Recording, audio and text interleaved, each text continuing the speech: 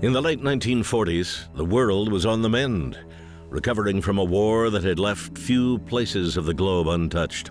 And while peace finally fluttered across the ruins of Europe and the Pacific, its presence seemed fleeting as a new power began to emerge. This is the Kremlin, citadel of Russian communism. Looking at Russia, we might see it as a country to be studied, as we study other nations of the world. Yet we know that Russia today is regarded as a grave threat to our nation, to our freedom, to the peace of the world. Throughout the early post-war years, the Soviet Union's relationship with the U.S. and Western Europe soured fast.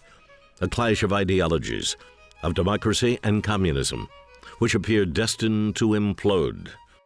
Communism follows the strategy of directly reversing the truth, of constantly pointing the finger of accusation at those who oppose them. The Soviet Union aside, there was also worry that the kind of nationalist militarism that sunk the world into war would soon again resurface.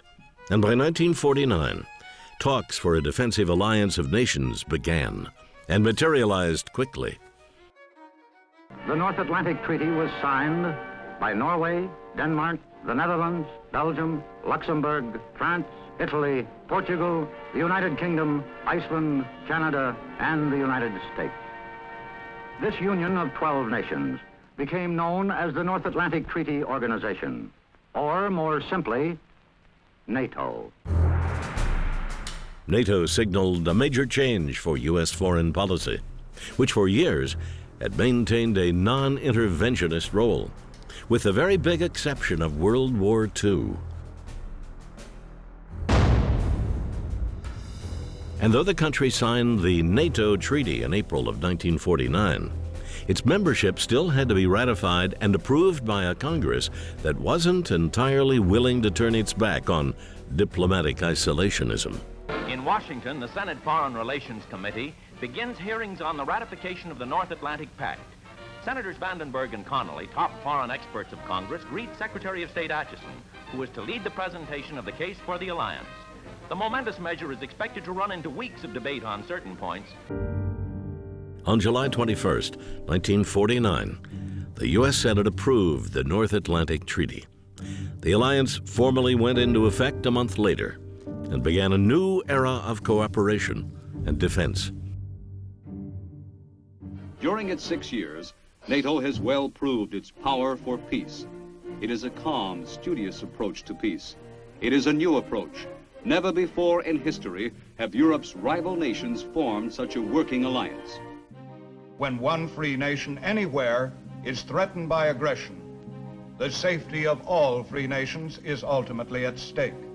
This home was built by a great number of nations to be the headquarters of that military shield that must always belong to NATO so long as there is any menace to the freedom of the Western nations. There is not much strength in the finger of one hand, but when 5 fingers are balled into a fist, you have a considerable instrument of defense. NATO would eventually balloon to include 28 member states, guiding foreign affairs throughout the Cold War and post-Cold War years.